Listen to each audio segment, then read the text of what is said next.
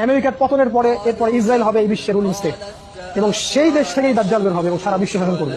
তারপর কি হবে? তারপরে এই মালহামাটা হবে, যার কথা বললাম। অথবা এই মালহামার পরে ইসরায়েল হবে এই বিশ্বের রুলিং স্টেট। তারপরে এদেরকে প্রতিহত করার জন্য আল্লাহ রাব্বুল আলামিন মুসলিমদেরকে ঐক্যবদ্ধ করবেন।